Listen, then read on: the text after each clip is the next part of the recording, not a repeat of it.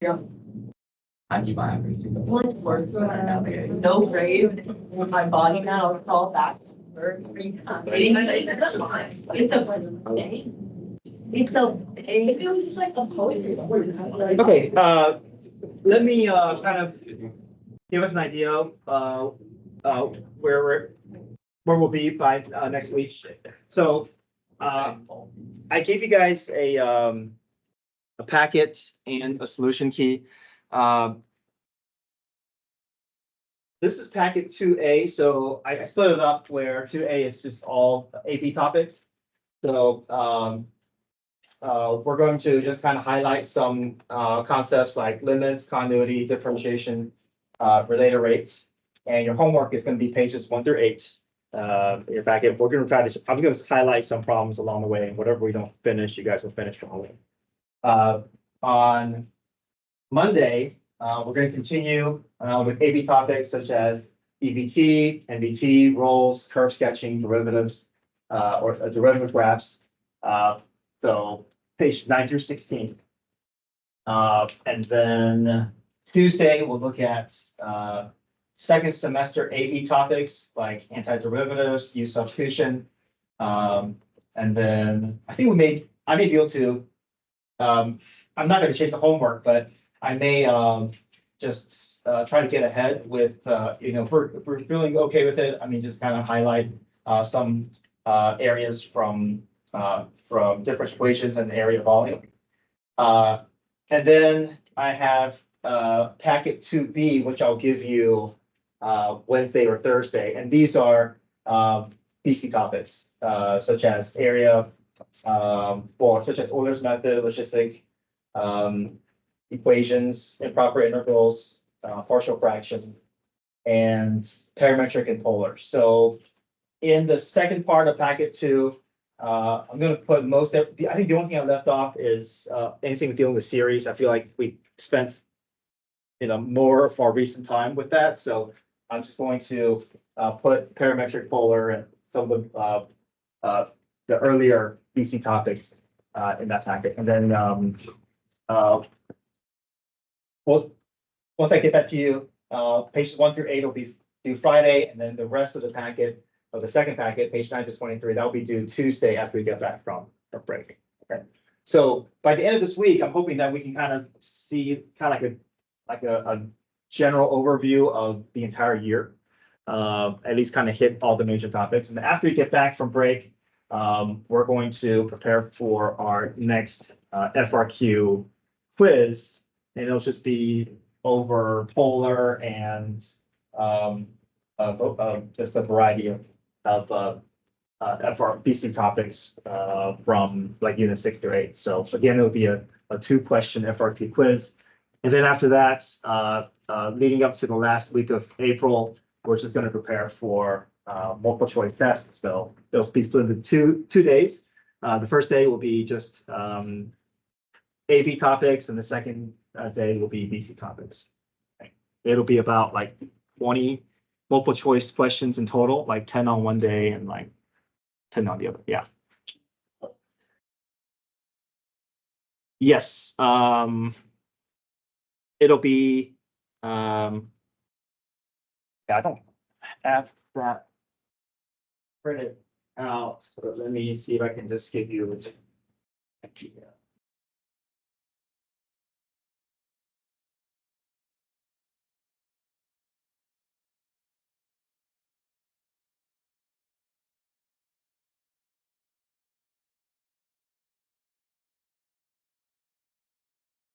I'll pull that up, bro, so you guys can see right now.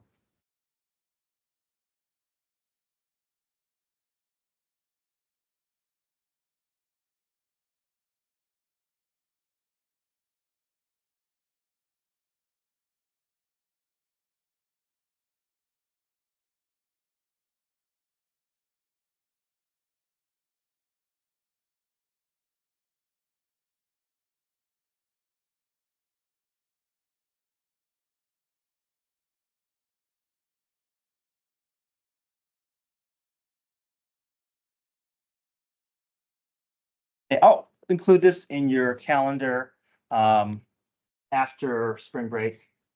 But here is.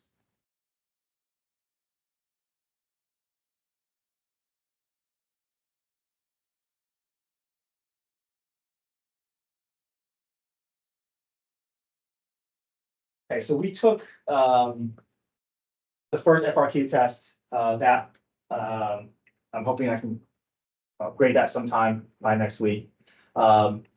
Next up is the FRQ quiz 2. This will be over polar and various species topics. And then the next assessment is multiple choice tests. That'll be split up into 2 days, 2 30-minute test periods. And then the next 2 assessments will just be take home. It'll be a packet of FRQs and then a packet of miscellaneous and multiple choice problems. So those are your remaining grades. Okay. So we've done 1, it's just 4 remaining. 4. So there's 1 test and 3 more quiz grades. But the next 2, there's only 2 more in class, and then the last 2 are just once, yeah. This basically just be homework, classwork packets.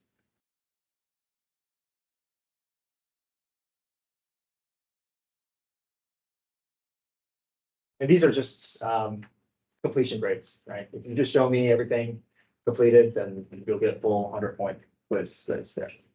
Yeah. So We have like time in class that, yeah, so that's a hope, is that after we get through that multiple choice test, which will be that last week of April, we'll have 2 weeks in May before the AP exam. So I'm just going to highlight problems in class, work through some of them with you. The rest of the class period, you're just gonna, yeah. So the hope is that you can use the majority of the class period to do these, so that it'll so that you don't have as much to do at home. But yeah.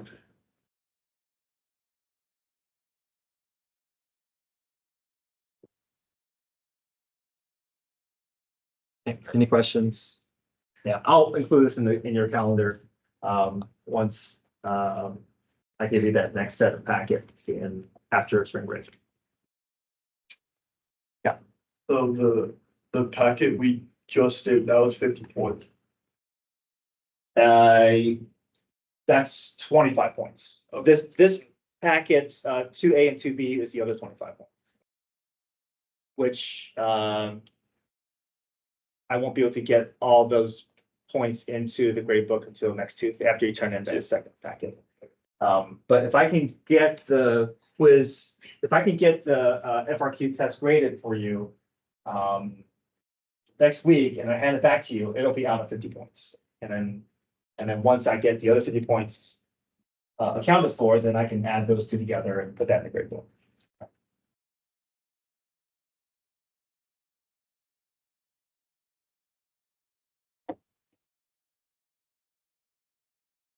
Okay, let's go to page 1.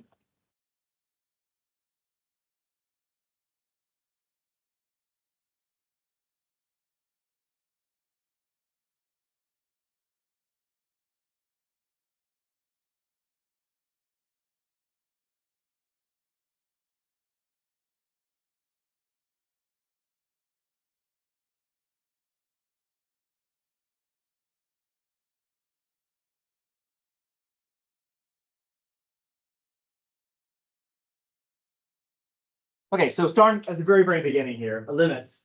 Limit tells us the y value that the function approaches from both sides as that function's x value is getting closer to some number. So for number 1 here, limit as x approaches -3.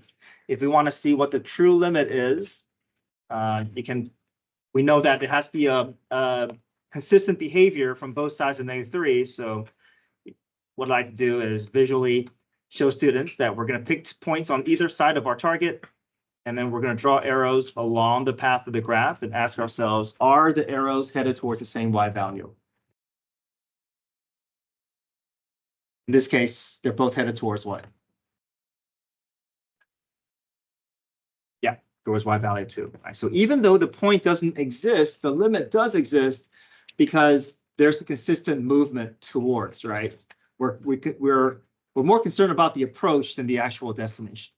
Right? So even though the point is defined elsewhere, the limit is headed towards the graph. The connected parts of graph is headed towards that hole. So that's where the limit exists. Okay. F of -3 is just asking for the order pair. So F of -3 is equal to 1. Right? Limit as x approaches -3 from the left. That means we're just going to look at the behavior on the left side of that left arrow. And where is that arrow headed to? And then approaching -3 from the right side of -3, that arrow is also headed towards 2. So as long as your one-sided limits are in agreement, then your true limit will exist. Okay, so the one-sided limit is basically the more formal way of showing what I visually showed you with the arrows. All right, so you guys want to try 5 through 12, and we can compare our answers.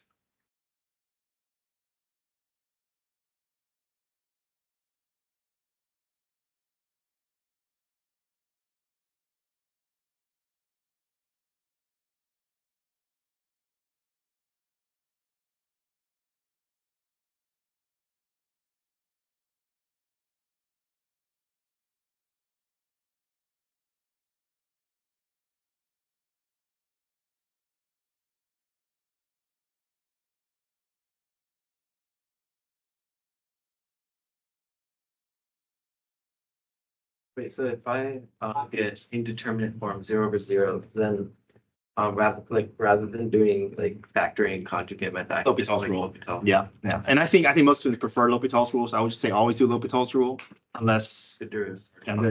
unless there was hard to come by. Calculator question, like. Yeah, this calculated question. Yes, So I don't. you're not sure you're working on.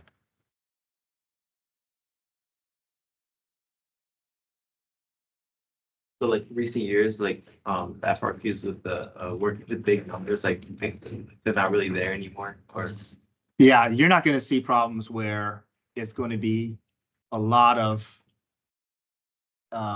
messy work trying to find the derivative. They're not. Yeah, AP exam used to be more labor intensive, but now if you look at recent AP exam questions, they're more conceptually intensive. But it's not like, oh, I'm just doing a bunch of, arithmetic. It's really kind of gone away from that.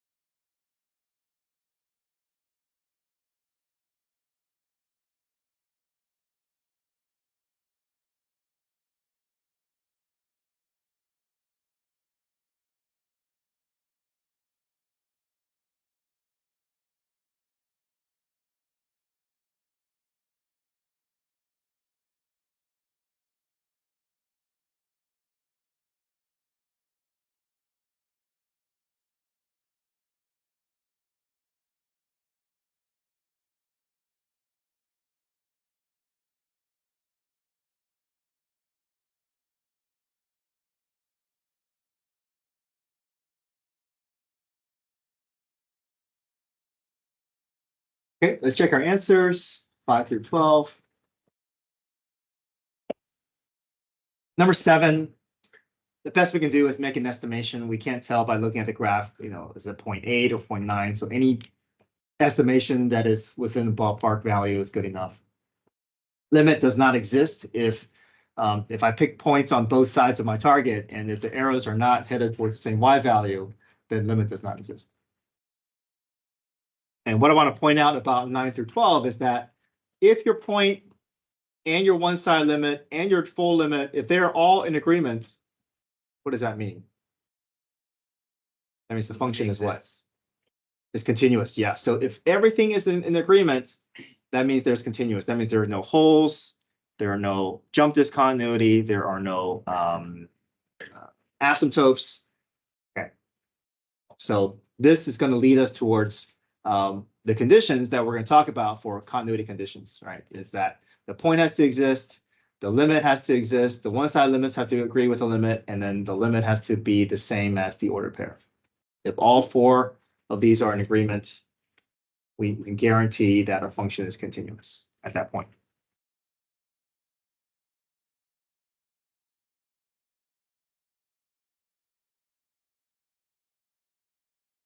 Okay, let me highlight the steps for 1 through 4 below.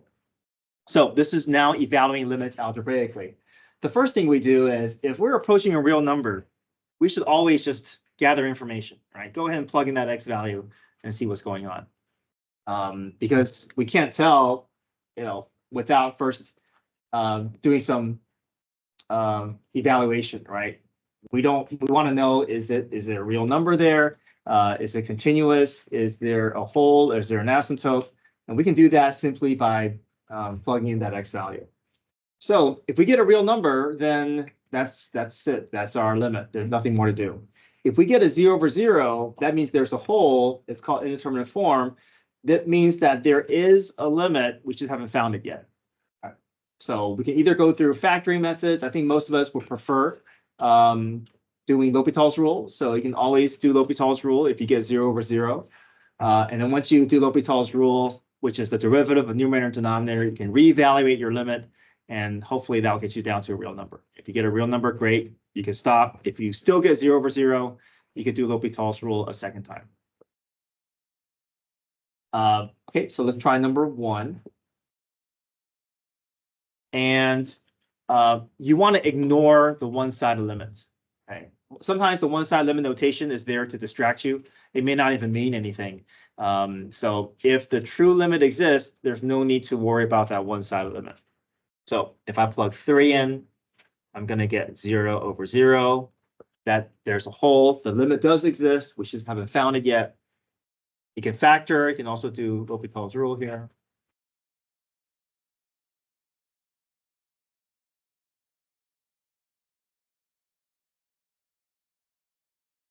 One-fourth is a real number, so there's nothing more to do. The one-sided limit is there to just distract us. Because if the true limit exists, then the one-sided limit will also be the same value. Okay, number 2, first things first. If I plug in -3, what do I get?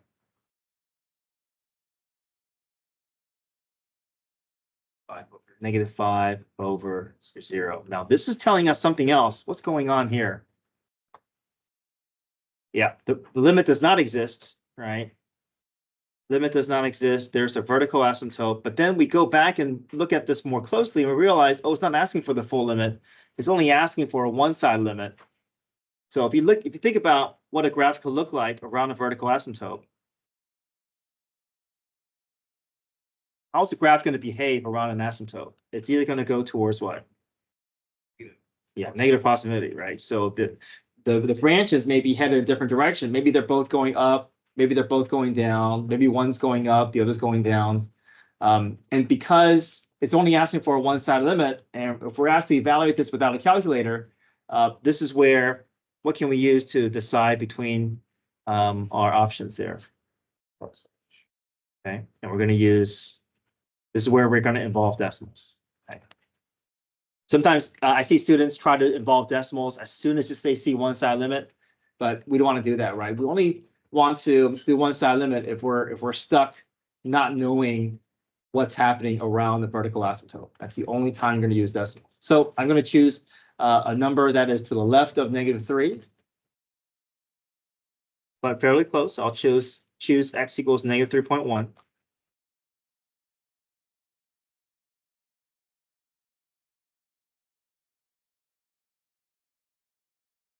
So without a calculator, it's not too bad to, because all we care about is positive or negative. This is around like 2 times -3.1. That's like -6 point something. So -6 plus 1 is still negative. The denominator is also negative. 2 negatives makes positive. So I know that this graph is going to look more like that. It's going to head up towards positive.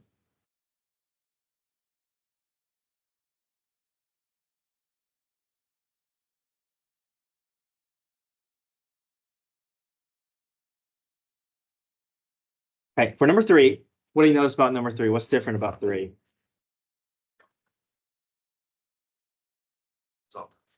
Yeah, this is approaching infinity. So we have a different set of rules for infinity. If we're approaching infinity, we want to compare degrees. You don't do anything different to approaches negative infinity. We don't do anything different, right? We're still going to compare degrees. So if the denominator is more than the numerator, then the limit is always 0. If degrees are the same, then it's just the ratio of the coefficients.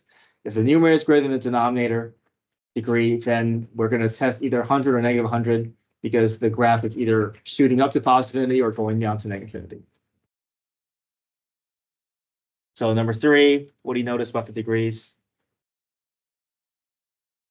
Highest degrees are the same, so therefore ratio of the coefficients, my limit is negative. Okay, number 4, plug in 0 first, you'll get 0 over 0, L'Hopital's rule, and see if you can get your way down to your answer.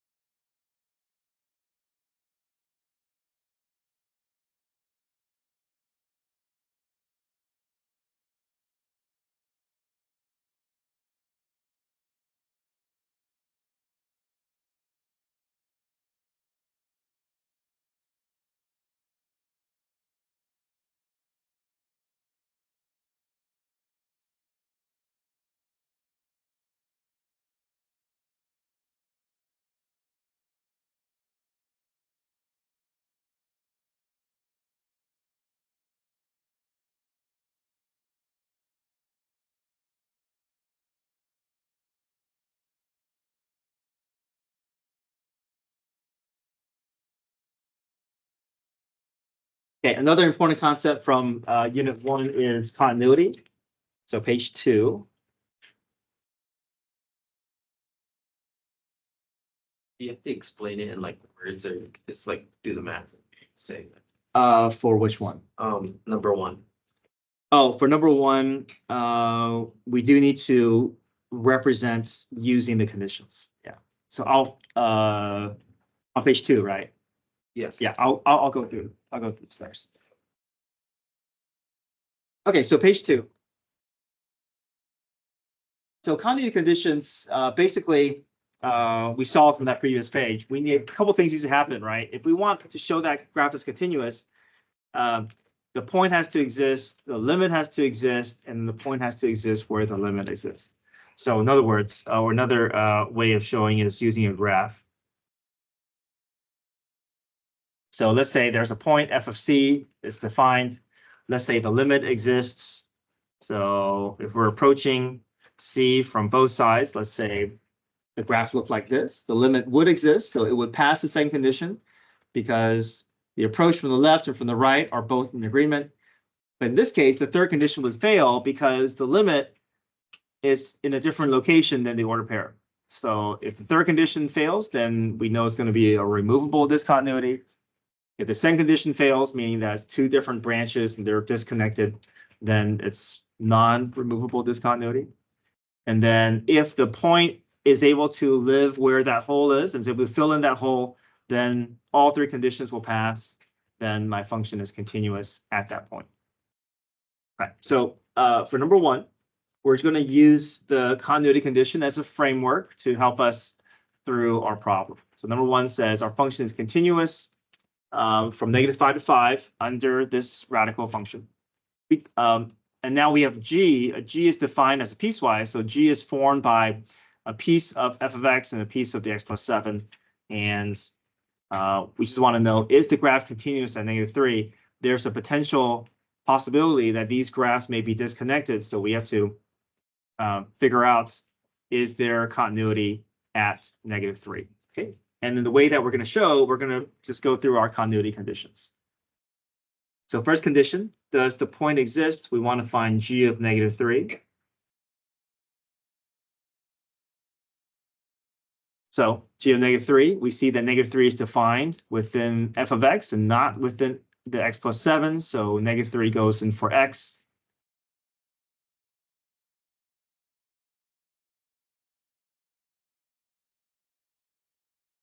So the point is defined. Second condition, does the limit exist?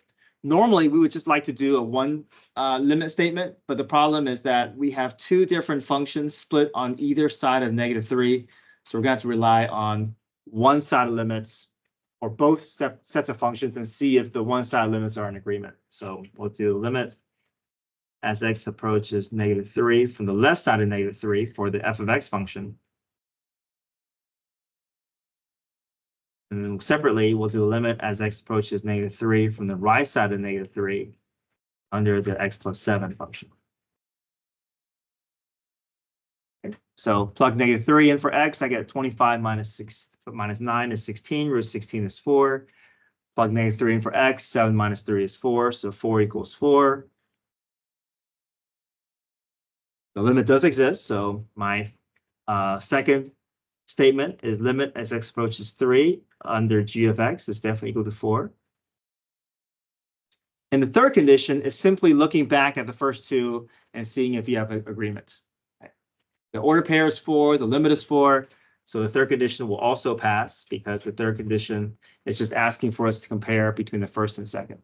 But if we want to write it out, we don't want to just say 4 equals 4. That's not clear enough. You want to actually say the limit as x approaches -3 of g of x is actually equal to g of -3.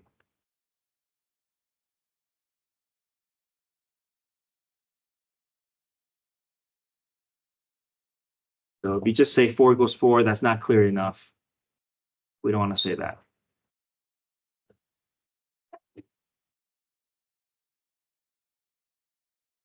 Okay, number 2, is the function continuous? Let's just use the continuity condition as an outline or as a framework for our problem. So I'm looking for f of -2. I don't know what that is, so I'm going to leave that first condition blank. I'm going to move on to the second condition. Second condition, does a limit exist? There's only one function, so it's not split between two. I can just rely on one limit statement here.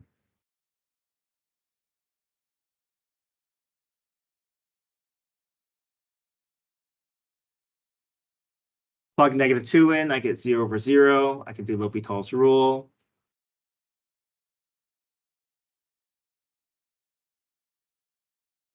Evaluate, I get -4. Well, I know my function is continuous, so I know that in order for all three conditions to pass, everything has to be in agreement. So that's going to force f of -2 to be equal to -4. Circled 0 and answer choice. Oh, really? Answer key. Oops. Equals -4, sorry. -4.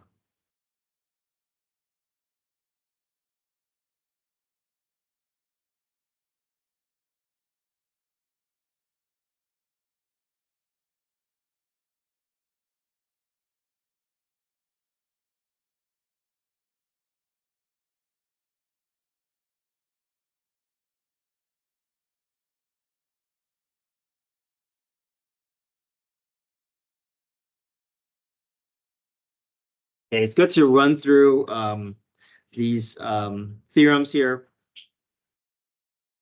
So the distinction between IVT and MVT. IVT is intermediate value theorem.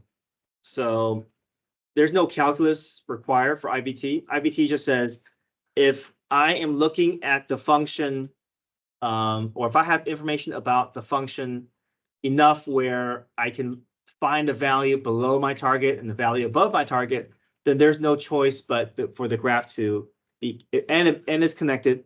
There's no choice but the graph to be connected in a way where every point between the lowest and highest point will be reached, and my target point can be guaranteed as long as I can find a value above and a value below my target.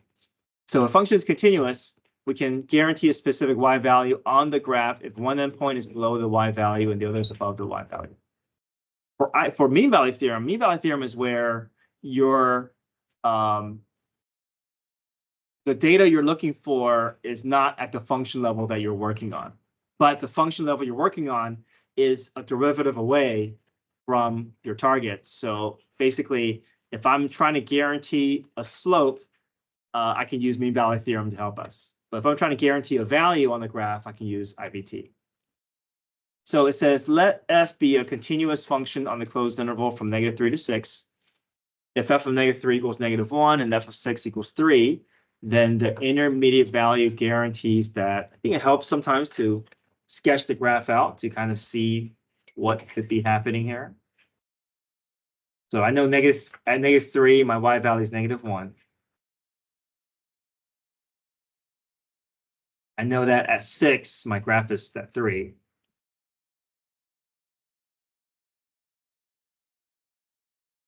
So I know that my graph has no choice but to hit every point between, right? Maybe it goes up and down. Maybe it hits the point multiple times, but I know that every y value between -1 and 3 is going to have to be reached at least once, because I'm told the graph is continuous as well. Right. So can we guarantee that f of 0 equals 0? Right. Even by the way I drew it, it didn't hit the origin, so it doesn't have to. F prime of C is equal to 4/9. So this is asking for the slope. If we're asking for the slope, then that's more mean value theorem, right?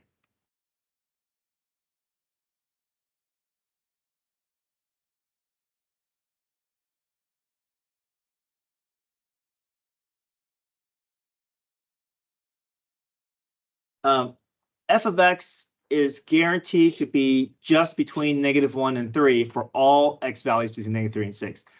I mean, we can guarantee that every y value is hit, but is it restricted to just these y values? No, right? It's possible that the graph rises above 3 or goes below -1, but we're not, even though we can guarantee every value between -1 and 3, we're not restricted to just those values. Okay, so this one is out. F of C is equal to 1 for at least one C between -3 and 6. Can we guarantee a y value of 1? Yeah. Yes. Yeah. We started below -1. We ended above -1, and we know the graph is continuous. It got to at least hit that value. I remember I remember like a non-multiple choice problem with IVT. How would you like explain it? Like, Yeah. Yeah. Okay. So, well, let me look at the last option here. F of C equals 0 for at least one value between -1 and 3. Okay, so these are y values. It's misrepresenting IVT. It should be between the x values, not between the y values. So that doesn't quite fit. Okay, so we can say by IVT, since our function is continuous, I'm going to just specify the interval here because they specified it.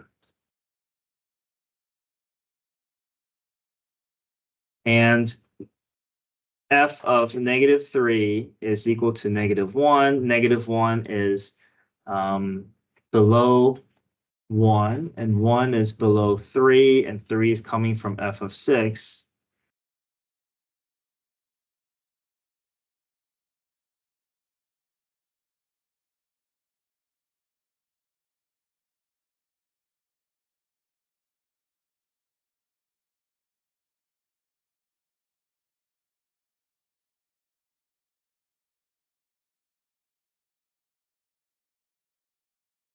So we're showing that we're actively comparing between our endpoints, and then we're actively showing that the y values are above and below, and then they're coming from the endpoints, and that we can guarantee a y value of 1 somewhere on that interval from -3 to 6.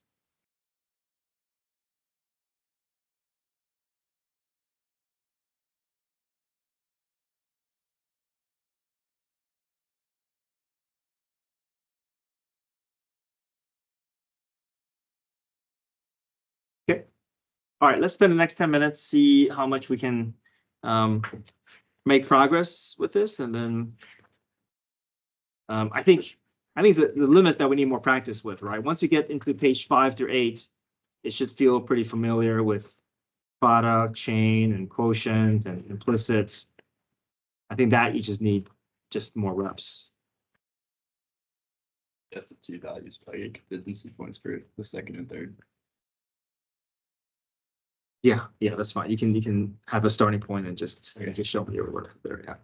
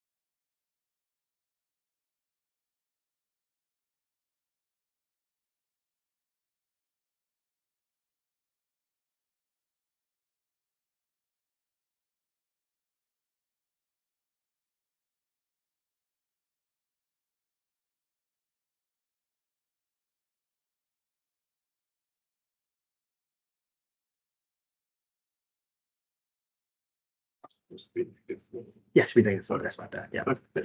So you can use L'Hopital's rule even when you can. You can, you can do L'Hopital's rule as soon as you can show 0/0, you Yeah, do L'Hopital's okay. rule, yeah. Yeah, so you don't have to factor out. You don't have to factor out. Thank you.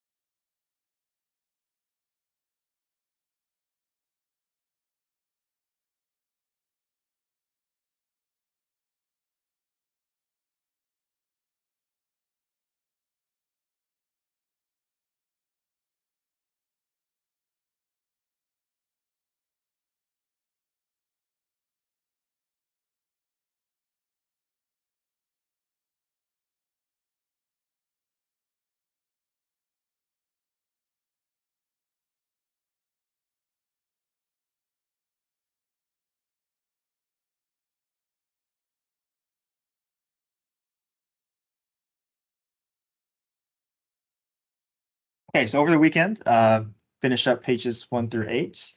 We'll continue with our packet next week. All right, what's your phone?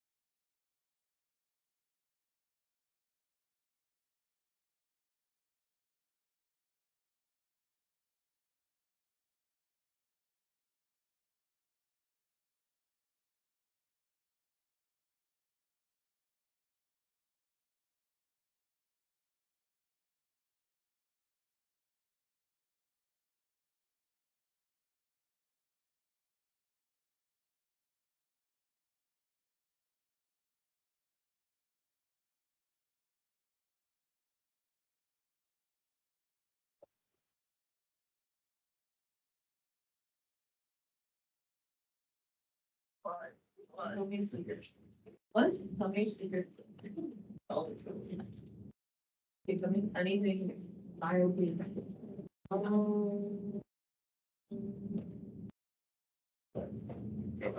So then the slopes of the line change the particle's path at that point, and then there's 2 points with it, right? So are you fine with slopes for both of the points?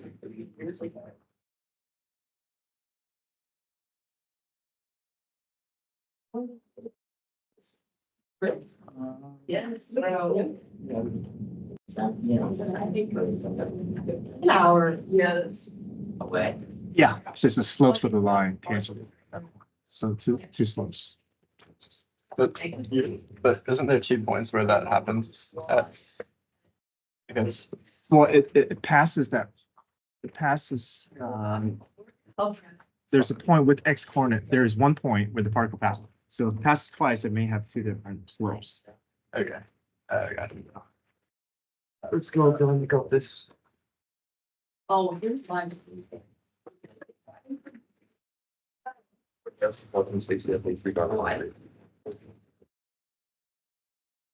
Like, you know, like. It's. Yeah,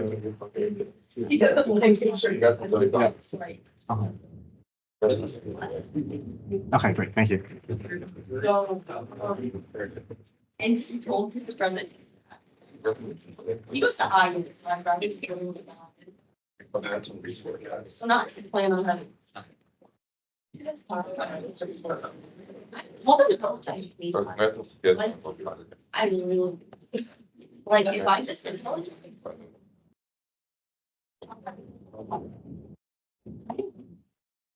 At my school. I it's so hard to deal with. Like, I like, I mean, this is like personal. No, I know. Hey, I'm the planner in my head, so my car got shorted. Like, guys, please then. Yeah. There's only so it's literally against guys. Because there's only 6%. I literally think that we that's so good. Everybody ice it's to Atlanta and back. That's as much. Guys, that's literally like like an Uber. Like let's think about this. It's like it's to Atlanta. And back. That's impressive. Have a great weekend, guys. Certainly. Yes. Have a good weekend. Good Monday. No, it's not. See you Monday. You can scam them, I'll do them, so. Hey, So much better. Good Good weekend. Oh, but I'll find it. Stay soon. I'm wishing you a nice weekend, guys. Yeah.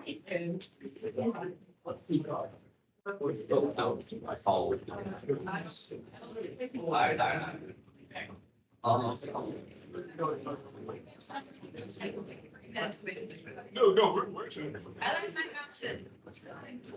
I know if I was saying I'm ready for like, there was nothing in front of me. Oh, I'm not. Yeah, I thought, oh, there is a lot. Yeah. It's not for now. It's yes.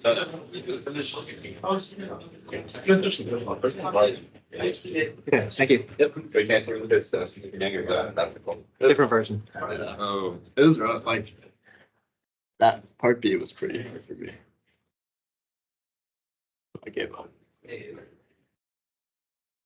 Partial credit. Yeah. For internal conversion. Well, I don't know if I did because Oh yeah, that was part of it. That's funny. I forgot. the differential equation, that's where you have to like Solve differential equation. that. Did I start solving it correctly, or is it where you have to integrate?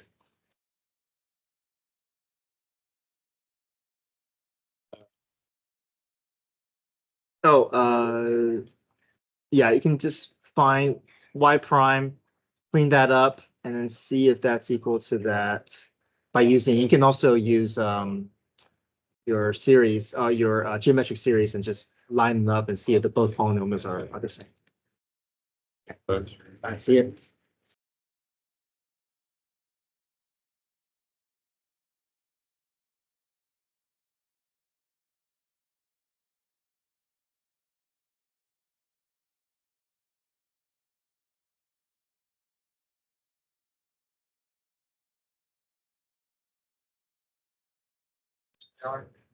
Oh, yeah.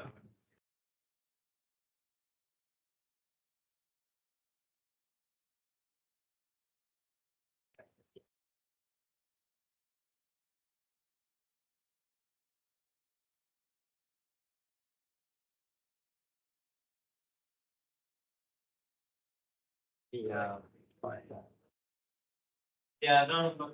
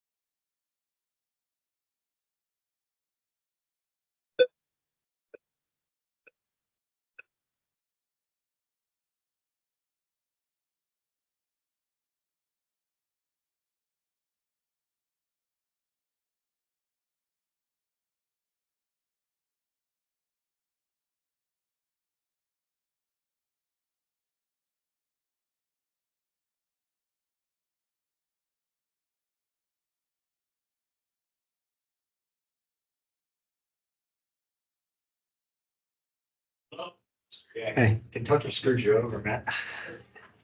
Actually, I changed the last minute. I had them go into the finals and I pulled them back to the final My four. best bracket was Kentucky winning the whole thing. Somehow they screwed me over.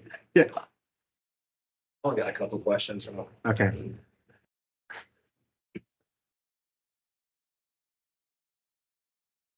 Were you watching the game? Mm-mm. It was an insane game. There was this white guy, 30 points, 10 threes. Like, he was hitting the craziest shots I've ever Oh, seen. Oakland, the Oakland player. Yeah.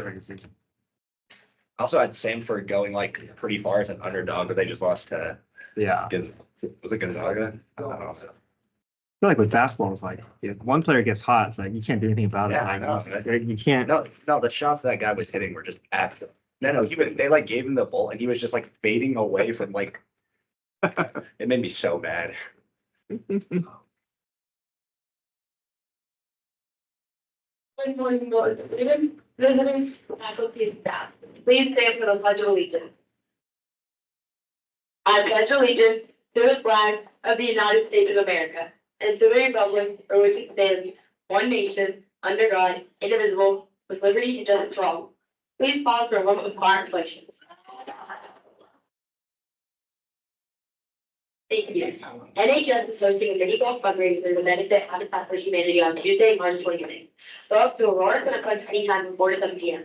Tickets can be found on GoFan under club or through the QR code. 17 gonna be like FRQ quiz, page 17.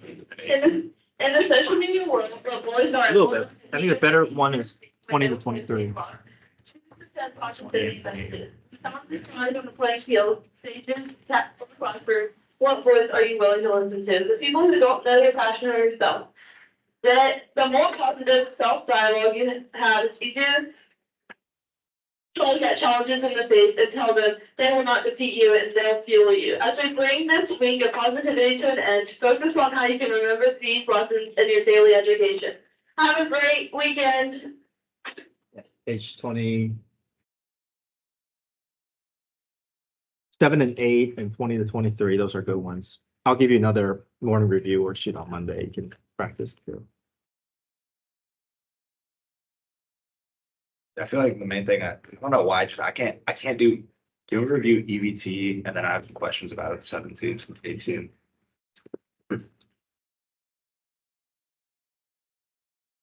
Okay. So EBT.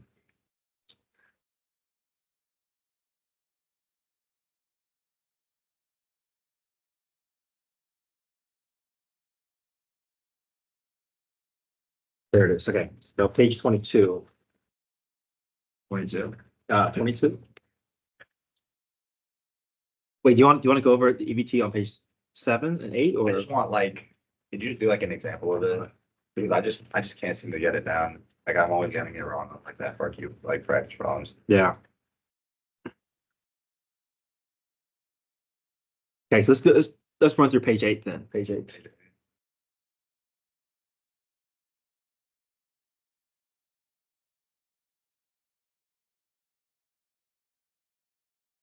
Let's just find absolute max, absolute min.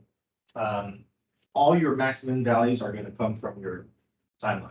Are you good with those? Just the first. Yeah, not the second. That's X values, right? Hmm? X values? Those are the X values, yeah. Yeah, Go with that? Yeah. Okay. So, we're just going to test all these points with a function that's defined. And then compare to see which of those Y values is highest, whichever is highest at your max, whichever is lowest at your min.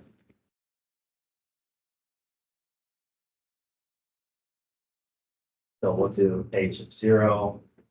We'll do H of 1.5. We'll do H of 4. We'll do H of 6.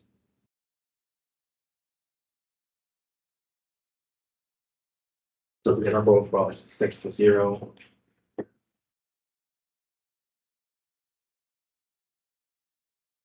I want to read the graph, so I would prefer to have the balance in the proper order.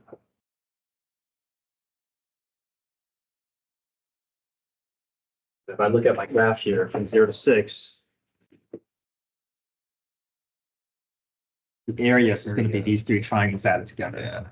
So positive, minus, and positive.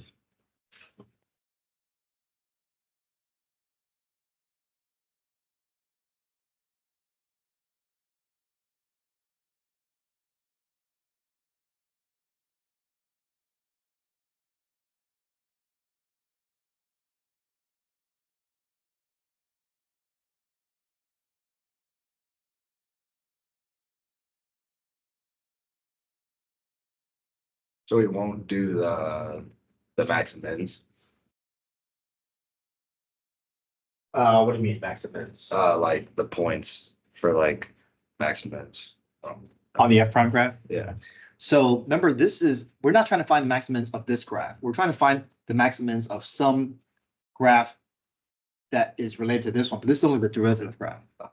So the max and mins on this graph is going to be the POIs on the original. And so POIs on the original is just where the change in curvature is. It's not going to show the actual peaks and valleys.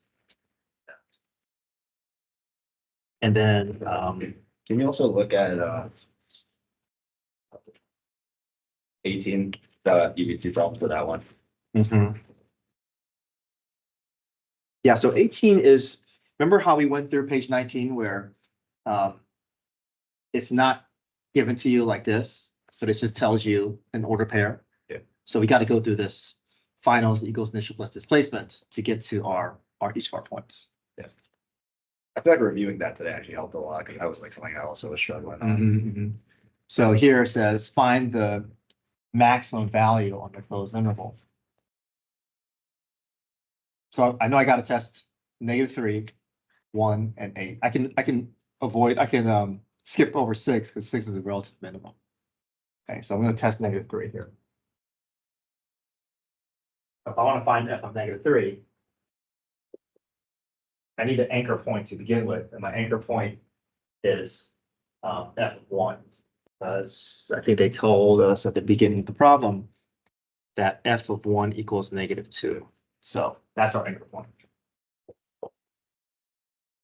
And I just have to bridge the gap between 1 and -3, so I'm going to say integral from 1 to -3 of. I know what that value is. I just have to adjust this so I can read from left to right. So I'm going to say minus integral from -3 to 1. So that's just going to give me. It would just be 10, yeah, and then so -2 minus 10 is -12. And then I do that for f of 6, I do that for f of 8, and then once I have all my candidates accounted for, compare those y values, and whatever's lowest is my absolute. Okay, yeah, that makes a lot more sense. yeah. Alright, So if you understand that, and you can, later, maybe this weekend, you can try page 20 to 22 and just really solidify that you're good with that. I get number 5, but the thing I didn't get was what you did with the bounds after. Page 18. Yeah. Okay, you don't have to do it this way. You can bring everything back in terms of x and then use the original bounds if you want. I just converted. We just need to have a consistency. Either you use your expression in terms of u and your bounds in terms of u, or you bring the u back in terms of x and then plug in the 1 and 4. Either way, you'll get the same answer. What could you explain? Okay, so are you good up to? Yeah, I can do. You could do up that. Yeah. Okay, so let's bring the original x back. So it's just g of x quantity cubed. Obviously. I can evaluate that between my original bounds 1 and 4. Should get the same answer. So why do you change it though for like? Yeah, it's just different ways of doing it. Okay. I think it's good to have knowledge of this way because sometimes AP exam multiple choice kind of forces you into knowledge of this, and if you don't have information about the X, you have to do it this way. So it's good to know this way, but you can always choose this way if it's your response.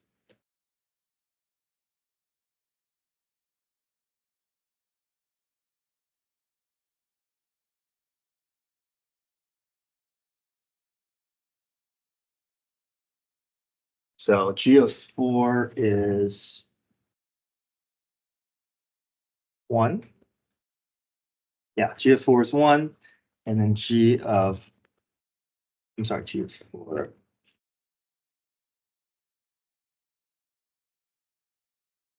Yeah, G of 4 is 1. Yeah, G of 4 is 1 and G of 1 is 3. 3. There you go. Oh yeah, you do. Yeah, so we get the same thing.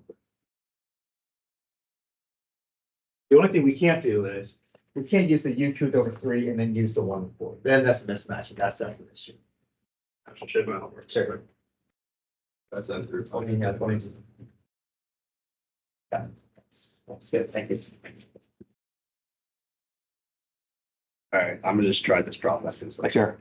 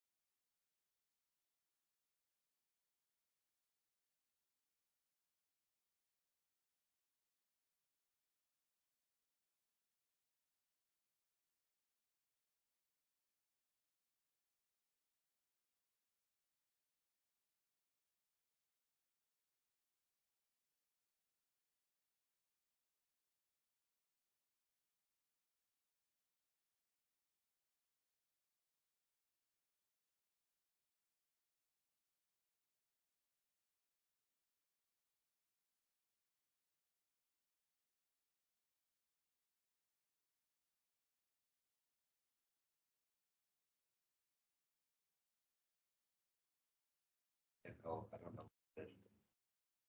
For 3, I got Which page? 17. So I did a substitution. Got -1/2 in front. And then, Yeah. I got to that step like -1/2, antiderivative f prime of u. And then, Yeah, and then do f of u. yeah, -1/2 f of u, whatever that, the like bracket 0 -1 is. And then I just messed, I don't know where. Okay, but then you got to bring back the 3 minus 2x. Yeah, I did. You did, okay. Yeah. So I got f -1/2 f of 3 minus parentheses -1/2 f of 5. Let's see, I worked it out a little more clearly on the different sheet. Let's see.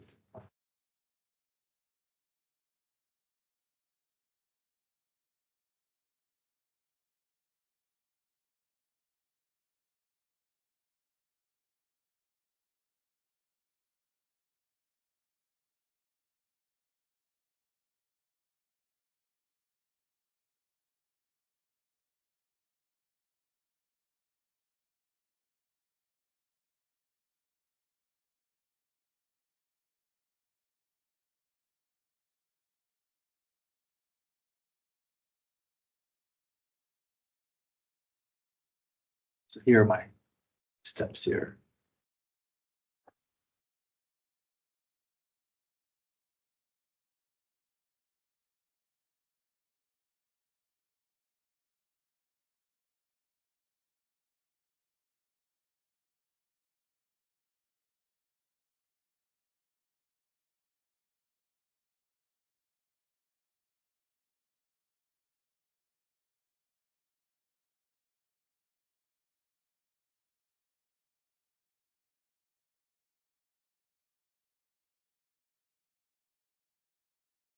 Carter, you can stay in the next period. Yeah, I need to. Okay, good. What time is it? Huh? What time is it? Oh, it's 10:30. So make sure you have additional time if you need it. I don't know. I did F of two things. I don't know how you got the 4, and I thought I put F of 5. Okay, so first thing is understanding that these are two completely different things here. Oh, really? Yeah, because this is not F prime of this whole thing. This is a separate thing from this. The only thing that they share is that they both are under the integral umbrella.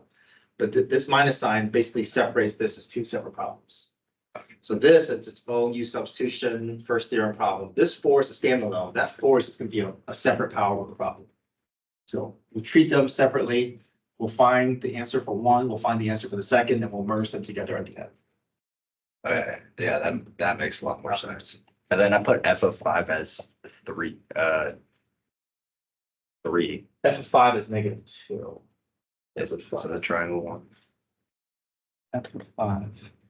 Oh, remember, yeah, in the triangle one, remember, that is the F graph, so it's just the Y value. That was just the Y value. Oh, okay. That makes Yeah. sense. Because that's F, that's not F prime. Yeah. That's the -4. That's Okay. Yeah, that makes more sense.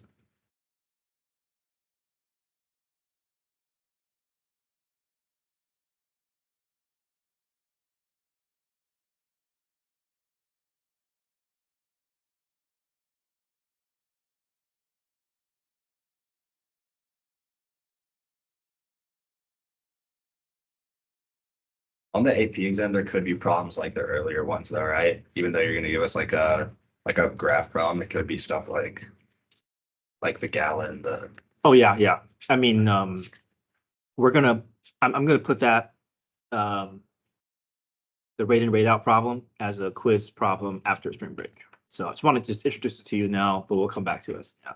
because we already did though, like we already had like a little test on there, right? The calculator one. Mm, right, with Riemann sum, but not with rate in, rate out. Mhm.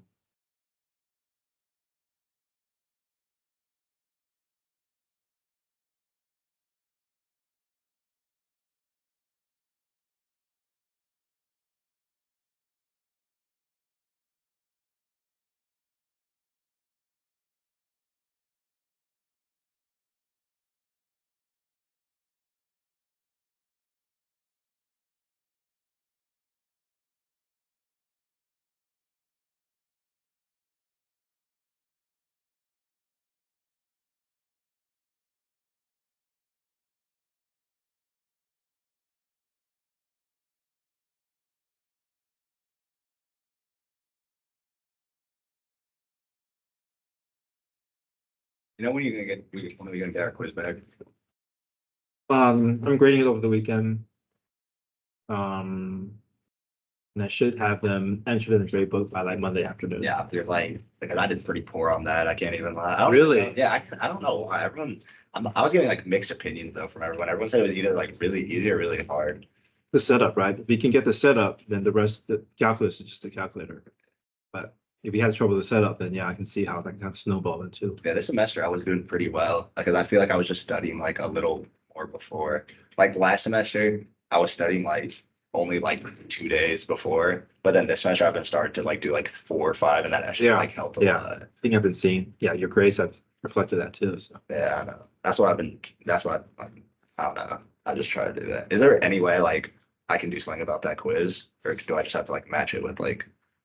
Your quiz, I mean, if it's horrible, I can have you do a recovery on it. It's not gonna be like that horrible, but it's not gonna be good. Okay. Well, the good thing is that, it's a quiz grade, first off. And second, at the end of the semester, we're gonna have two independent quiz grades that are just classwork. So if you do your classwork, I mean, that should balance out your quiz grade. Alright. Okay. Also, my fault if I come in late to your class, like some days, like when we got like game days for soccer, I see. I be coming in like a little late, so I usually. Yeah, I mean, I'm marking you tardy, but it's not, there's no big impact, Yeah. though, so that's fine. And before I leave, can I see your bracket? Like, yeah, like your real one on here. Yeah, it's not great. I don't think so. I don't do any research until the day before. I'm like, okay, what are the Yeah. experts saying?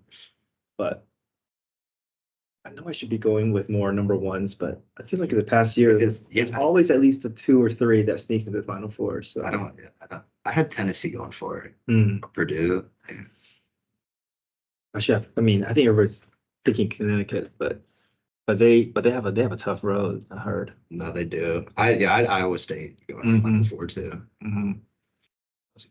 Where's the upsets at, Mr. Ewing? When the upsets. I didn't pick any major upsets.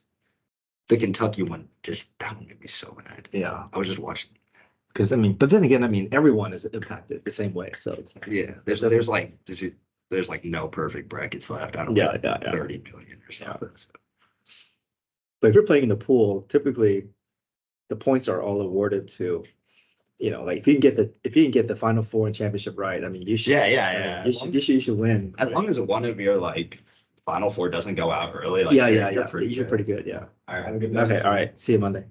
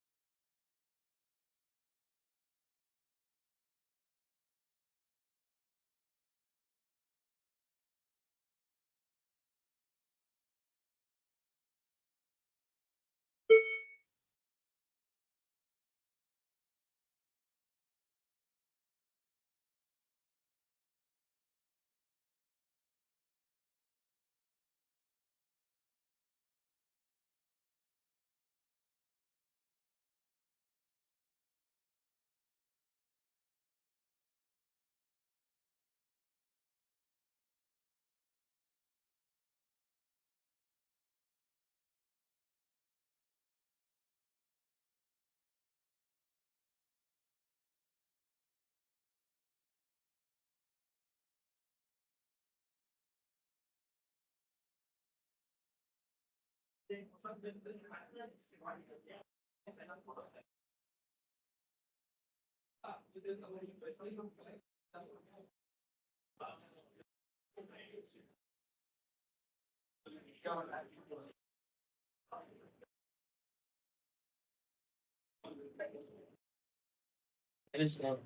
how are you?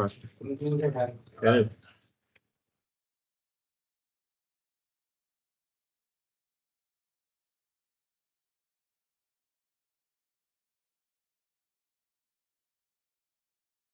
Carter, can you scoot a couple seats back? Where? Just 2 seats back. Mhm.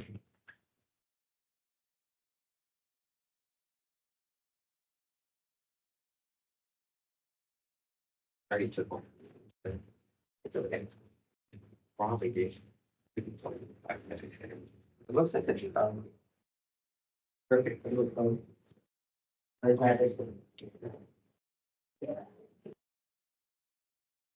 Oh, once. This is nice. Yeah. Well, I don't know. This is cool. Every day, bro. You gotta listen and tune in. It's a whole podcast. Wow. No, it's just arguments over stuff. Things. But you need. Think what? I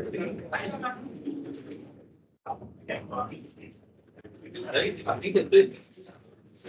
Wait, can you tell us like what the right answer was for one of the things? Like it was like. I swear it's one. That sums to one. I swear it sums to one. Could be right. Because it's one plus and then it's x minus one and then to the end. So then each time it just goes to zero. So then it's one plus zero is zero. And like that, so it sums to. I had a question. I was like, If you like don't have what we put. Yeah, but I don't very much supposed to use, like, so you know for EST you're supposed to use the next one. What if you don't have that? Like, there's just none given. Like, if you, it gives you the bound. We should be able to find that next term. Like, for example, like if I have like the A minus natural log of 5/4, and then I can find that X equals 1/6, would I plug in X for all the? Oh, no, you're not racing. For that is. And they come sub, they only got 8. Oh, they're big time. Yeah. So, yeah, that's not, so I did it, I just read that. Yeah. Go to that. Okay, thanks. I need to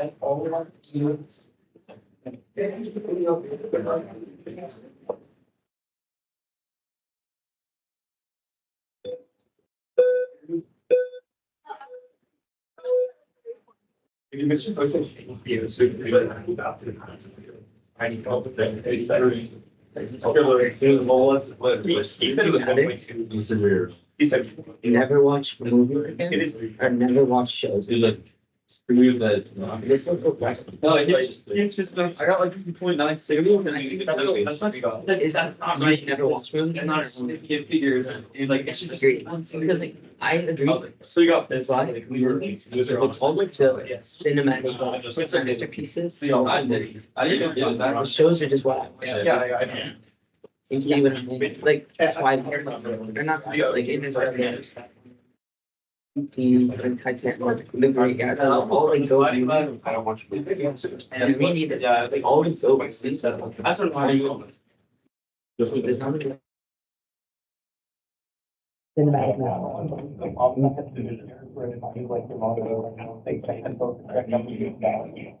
like on the, like, 3 divided by 4, if I did 4 divided by 1. Oh. Why did you guys get done? How's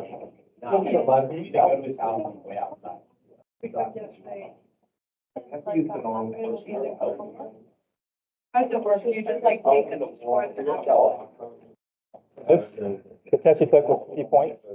And then the homework between packet 1 and packet 2 is 4 packets together.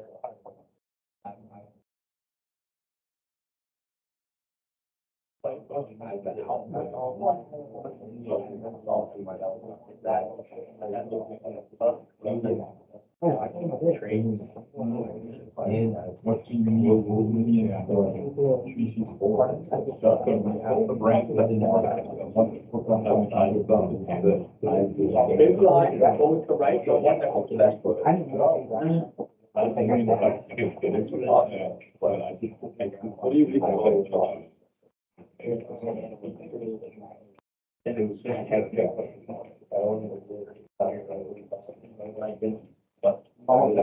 like, when I saw it, I was looking at it. Have you ever shot? They're trying to get like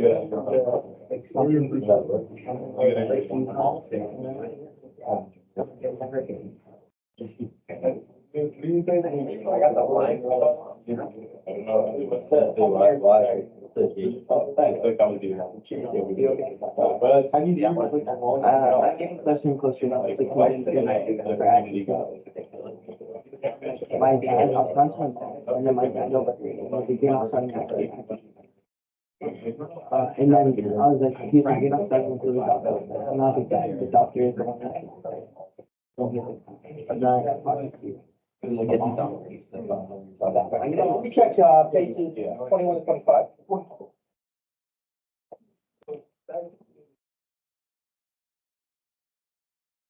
You need to just say like, I've tried, and you got it. Even if I haven't tried, I'm gonna say I've tried. That's 5 points.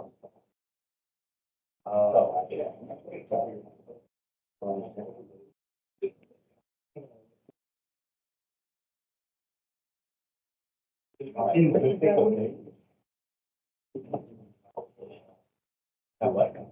listen to after. You go there.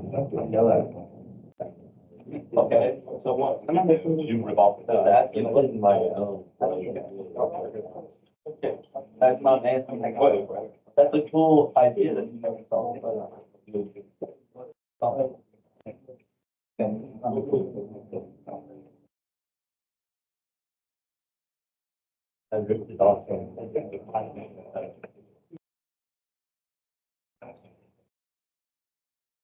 Did you annotate it? Did you annotate? Do you want to annotate the remarks? And I did it. Can I use your annotation? I didn't realize.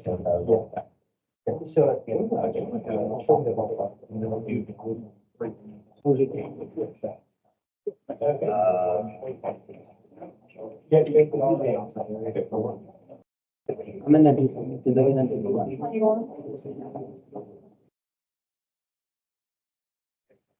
Is that? But that doesn't matter. Matthew, thank you. If you didn't send those notes, I would have like not written anything. It was just a practice. No, but still, like, he would have judged the living that. What? He like worked up, and I like used his word to do it. What? Yeah, yeah, guys, bless you.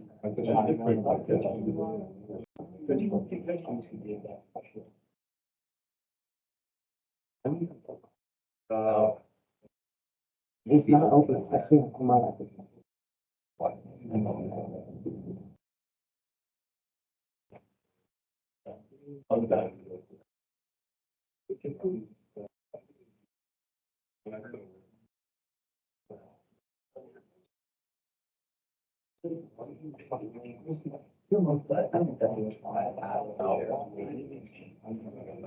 So you will argue about. No,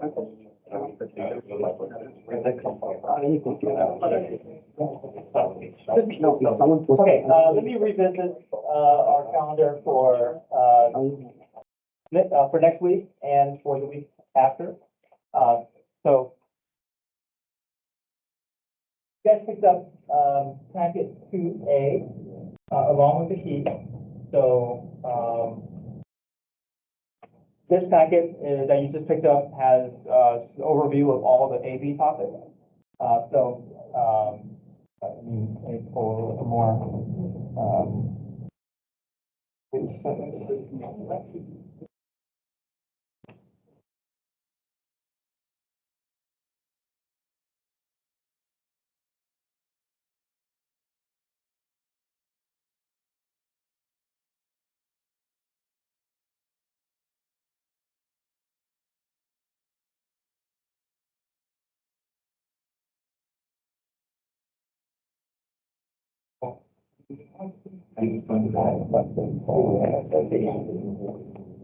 FBC.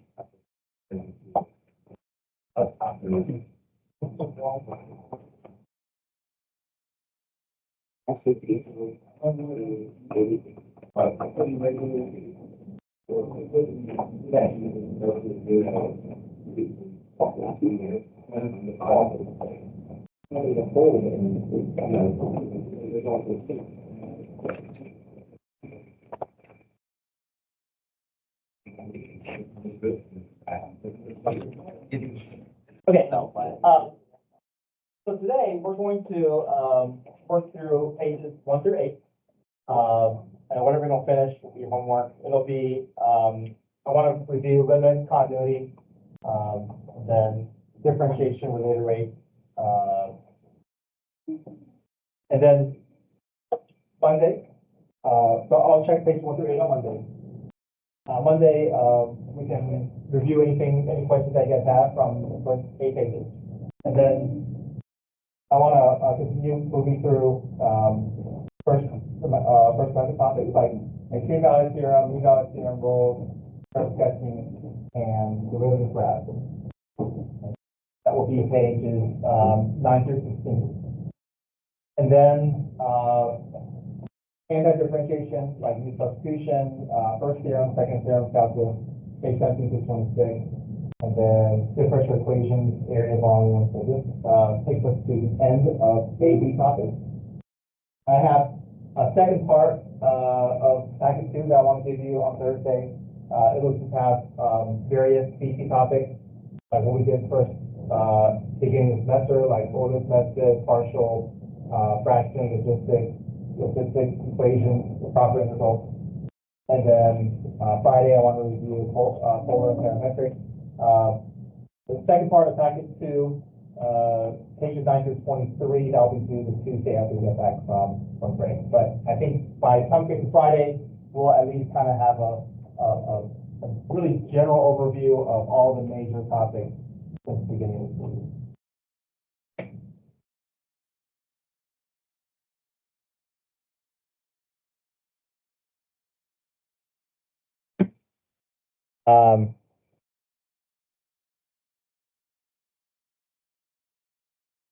Now after break,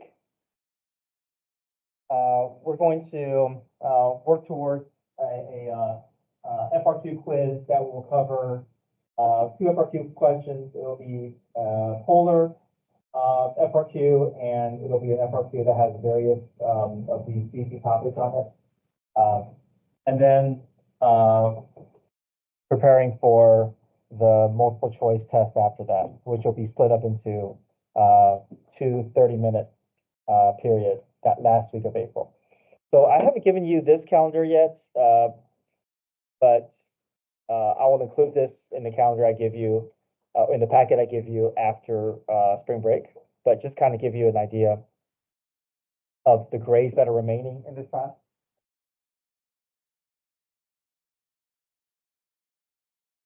So we just got done with AP assessment number 1.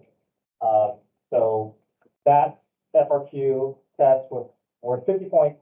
And then the packet that you completed plus the packet 2A and 2B, that's going to be worth another 50 points.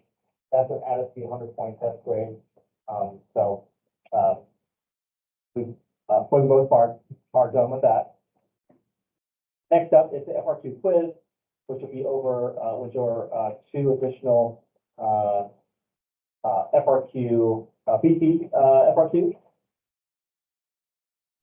It'll be polar, and another one would be a variety of a miscellaneous BC FRQ. That will be worth 100-point quiz grade, along with the homework associated with that packet. And then next up, AP multiple choice test. So within the 2 30-minute test days.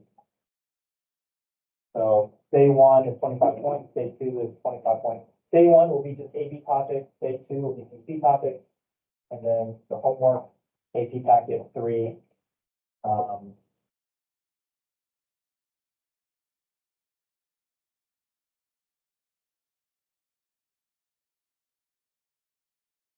packet, numbers are not lined up. This is packet 1, 2, packet 3, and packet 4. So, but I'll adjust that, with the new calculator here. So that's gonna be a 100-point major grade, 100-point test grade. And then after we get to, that will be the last, assessment that we take in class.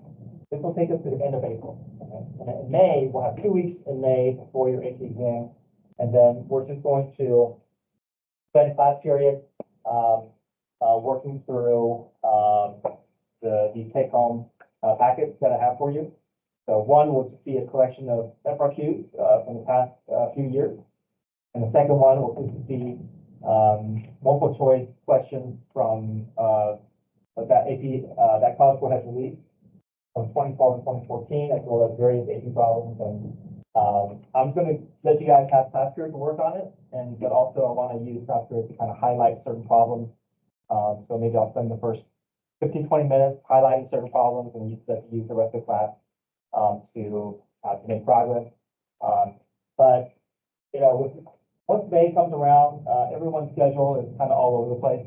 So I'm not going to be doing daily homework checks. I'm just going to ask you guys class period to work on it, and then we're just going to turn in your packet at the end. So whenever you finish with it, so probably turn it to me after the AP exam. We don't want you to hold on to those packets to study with until the AP exam, and as soon as the AP exam is done, you can come in and turn it to me or show me, and then that'll be worth 2 separate listings.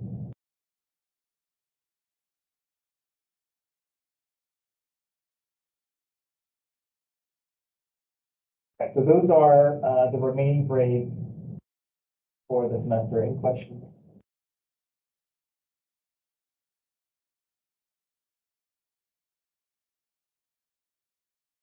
All right, let's go to page 1.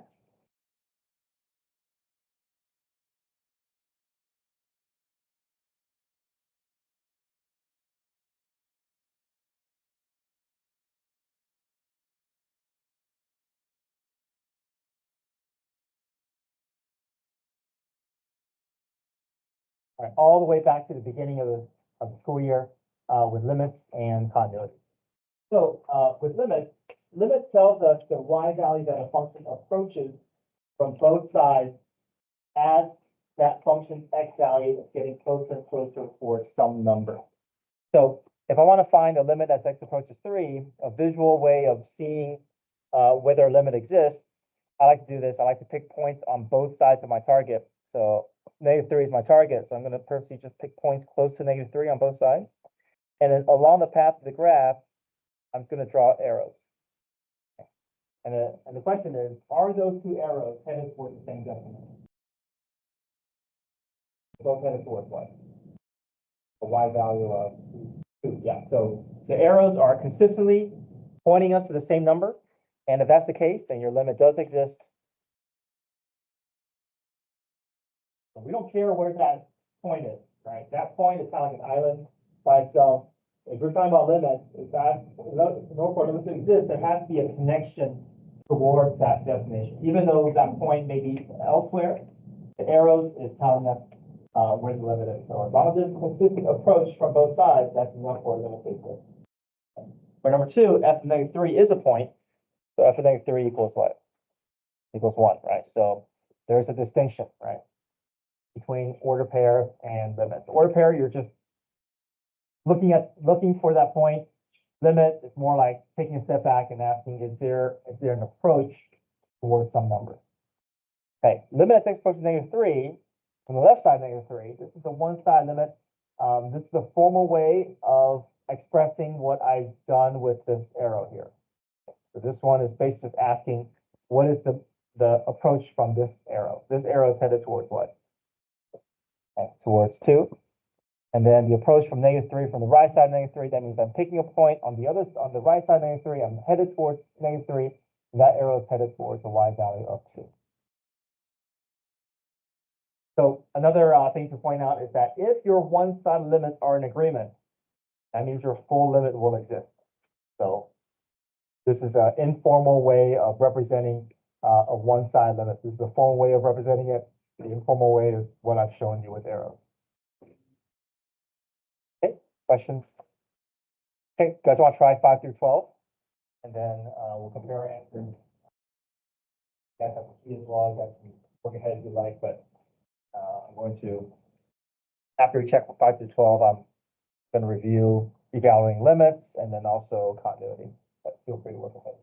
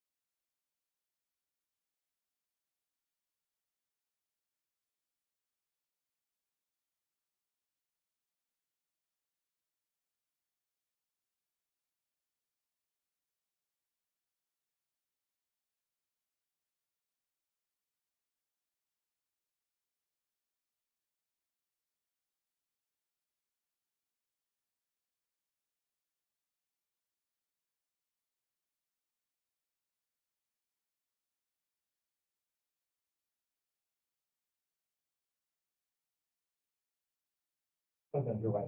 That's my mistake. Okay. There's not, there's a whole thing. That's a whole, yeah. So then it's that. Okay. Oh.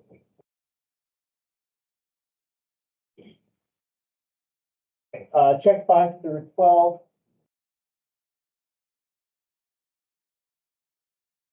I do want to point out, well, number 7 is the estimation, so that that estimation is your decimal is a little bit different than 5. 9 through 12.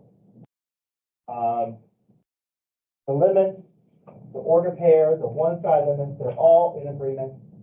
What does that tell us about our graph? It's a real question. Okay, what else?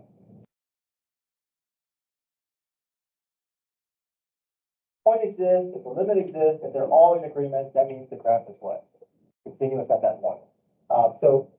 This is kind of also kind of giving us a preview as to what is required from continuity conditions. Okay, if I want to prove that a function is continuous at a point, I'm going to basically identify that these are all in agreement. So if the order pair in agreement with the one-side limit, if the one-side limit is in agreement, that means the limit exists.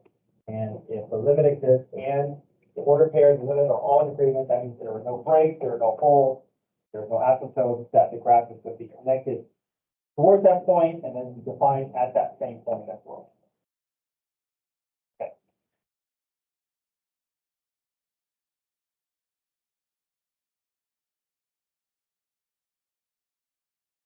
Oh, F0, I meant for that to be closed, sorry.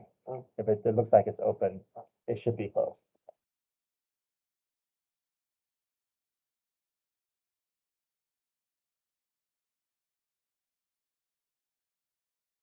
Okay, bottom of the page, evaluating limits algebraically. Let me highlight a few steps here. Anytime you're trying to do an algebraic limit problem and it's approaching a real number, the first thing that we do is we want to gather some information. Okay? We don't know exactly what's going on at that point, so we're just going to plug in that x value. Okay? Make sure that you ignore the one-side limit, meaning that you don't do that whole. Plug in that whole number and see what's going on. Okay. If you plug in that value and you get a real number in return, then that's your answer. That's your limit. There's nothing that needs to be done. If you get a 0 over 0, that's indeterminate form, that's indicating to you that there's a hole in the graph but that the limit exists, we just have to go a little further. Sometimes, in at the very beginning of the school year, we learn by, looking for ways to remove the hole, either by factoring or conjugate method or complex fraction, simplified complex fraction. But since we've been exposed to L'Hopital's rule, I think that's our preference, right? If we get 0/0, it's just easier usually to just do L'Hopital's rule. So take the derivative of the top, take the derivative of the bottom, reevaluate, and see if that gets you to a real number. Okay, so let's look at number one. So limit as x approaches 3 from the left side of 3. We ignore the one side limit. Sometimes the one side limit is there to distract us. So we're not going to pay attention to that. We're just going to plug in the 3. So what do we get if we plug 3 in? Okay, we get 0/0. So we know there's a hole. The limit exists. We just haven't found it yet. You can factor this problem and reduce, but you can also do L'Hopital's rule, which I think most of us just prefer. Okay, so the derivative of the numerator is, numerator is what? 1. Derivative of the denominator is 2x minus 2. Okay, so we reevaluate, plug 3 in for x. 2 times 3 is 6, 6 minus 2 is 4, so 1/4 is a real number. That's our limit, that's our answer. Number 2, approaching -3 to the left side of -3. So first things first, let's plug in that whole number, the real number there. What do we get? Numerator, we get -5. Denominator, we get 0. So this is telling us something else. This is not the same thing as 0/0. There's a hole here. What is this telling us is happening? There is a vertical asymptote, which means that the limit, what? Does not exist. Okay. Now, if we go back and look at this problem a little more closely, we realize this is not asking for the full limit. It's only asking for the one side limit. So let me just kind of give you a visual connection as to what could be happening there. So if you know that there's a vertical asymptote, how could the graph behave near an asymptote? It's either going to do what? Infinity, or it's going to infinity, right? And those arrows don't have to point those directions. They can both be pointing up. They can both point down. The left one could be going down. The right one could be going up. But that's basically what could be happening, right? Now this one is only asking for the limit from the left side of -3. So we don't know what's going on without a calculator, right? It could be going up, it could be going down. So now that we know that we're narrowed it down to two options, right? Either positive or negative infinity, and we don't know which one, and we're trying to do this without a calculator, then we can play with decimals. Sometimes I see students try to play with decimals a little too early.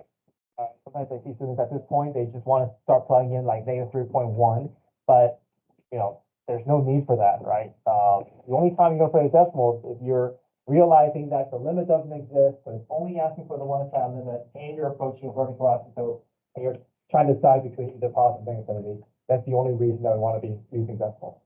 So we can test a decimal that is to the left of -3. So we'll test -3.1.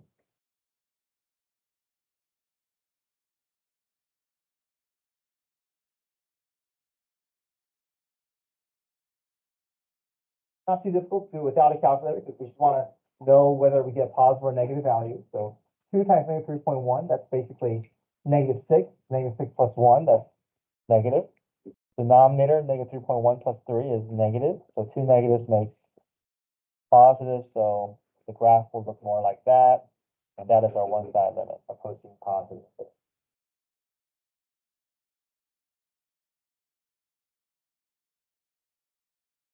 Okay, number 3, what's different about how number 3 is presented? Yeah, so if we're approaching infinity, we don't plug in values. We have a completely different set of rules.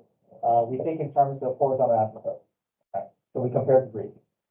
So if my denominator is a greater degree, then my limit is always 0. If my numerator and denominator have the same degree, then it's just the ratio of the coefficients. If my numerator is greater than my denominator, my limit doesn't exist, but I can test 100 or negative 100 depending on where my graph is headed and see if I can decide between positive and negative. Okay, so what do you notice with number 3 here? What do you notice about the degrees? Same. So ratio of the coefficients, so my limit is just what? 1? Yeah, negative 1/5 or 1 and negative 5, those options. Okay, number 4. First things first, we plug in 0. What happens if we plug 0 in? 0 over, oh, yeah, so 2 e to 0, that's 2 minus 1 is 1, that's like 1, 0. So this is a perfect candidate for us to use what? Use, yeah, let me call it, right? This is one where we, if we want to do a different method, we can't really do it, right? There's no factoring, reducing that we can really do with this problem, so L'Hopital's rule is going to be the best fit. So we're going to take the derivative of the top, take the derivative of the denominator. Here's some reminders. Natural log of u derivative of u times over u. Each of u derivative of u times u prime. So try that. See if you can make your way down to the derivative and then get to your eventual limit.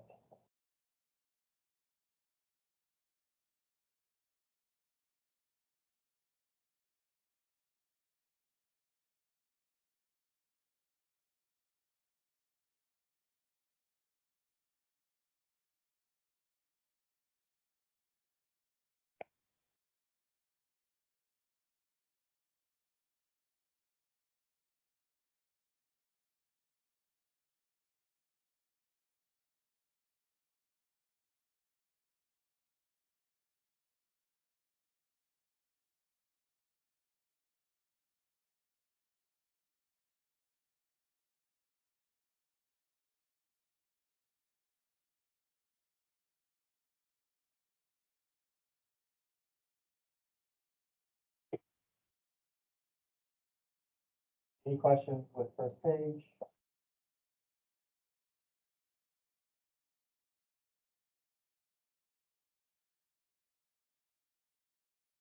Okay, page 2.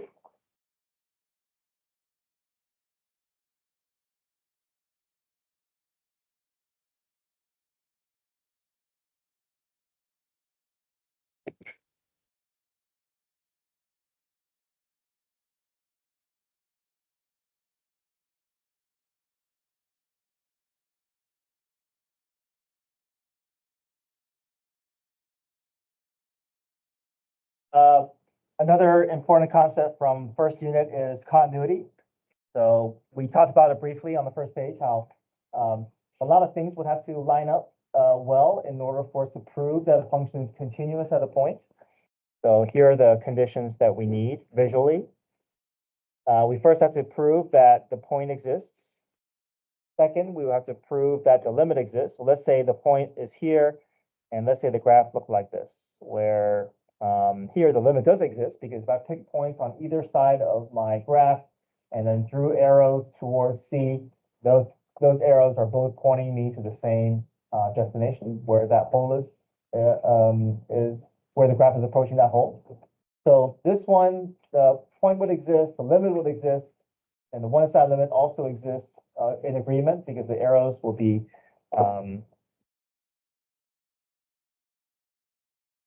consistent. But then the third condition is where we go back and just look at the results that we've gathered. So the third condition is saying, does the point live where the limit lives?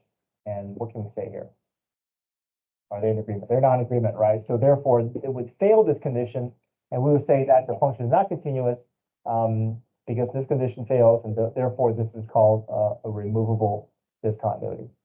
However, if that point is living where that hole is, then the function will be continuous and all three conditions will pass. Okay, let's look at some examples where we can rely on continuity conditions. Number 1, we have a function f that's defined by f of x. Let g be the function defined by this piecewise function.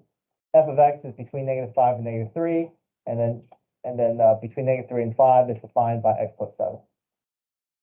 Is the function g continuous at x equals -3? Use the definition of continuity. So we'll step through our conditions. First things first, let's find g of -3. Does the point exist? And we see -3 is defined for the what, first or second piecewise? First one, right? So we can plug -3 in for x. So 25 minus 9, root 25 minus 9. That's root 16, and root 16 is 4, so we're good. We're going to continue on to the second condition. Second condition, does the limit exist? Now, we prefer to just use one limit statement, but the problem is that we have two different graphs on either side of -3, so we're kind of forced into testing the limits on both of those different expressions and see if we can come to a common agreement between those two limits.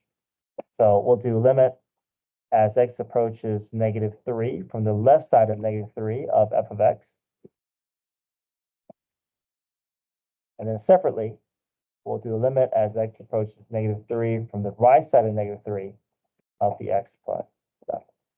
Okay. Both we're just going to plug in -3 for both and see if they are in agreement. The first one is the same as above there, root 16 is 4. -3 plus 7 is also 4. So these are in agreement. Therefore, we can conclude that the full limit does exist.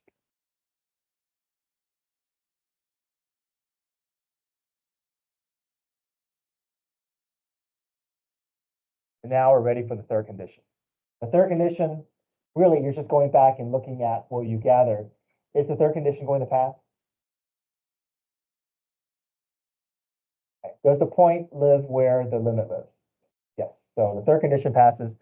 Now, when you write out the third condition, you may be tempted to just say 4 equals 4, but we want to be a little more clear than that. So you actually want to write out what's happening. You want to say, okay, the limit as x approaches -3 of g of x is equal to g of -3. Okay, that is a more formal way of representing that the limit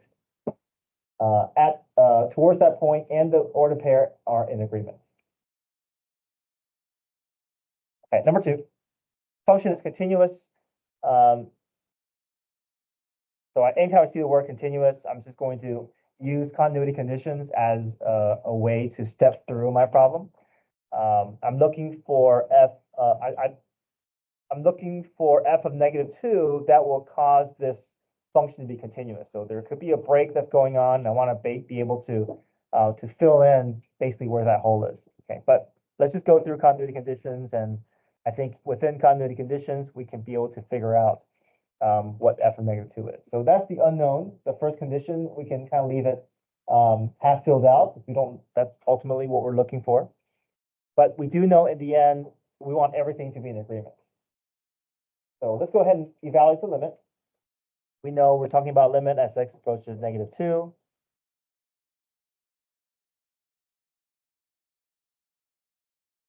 This is approaching a real number here. So first thing we can do is plug in -2, right? What do we get? Yeah, 0 over 0. So we can factor, we can do L'Hopital's rule. L'Hopital's rule probably seems faster here. We get 2x over 1. We can reevaluate our limit. We get -4. So third condition, well, we want f of -2 to equal to the limit. And if this is -4 and I'm told it's continuous, then f of -2 must also be what? -4. Yeah, so sorry about my key. I think my key had 0 there, so I meant to say -4.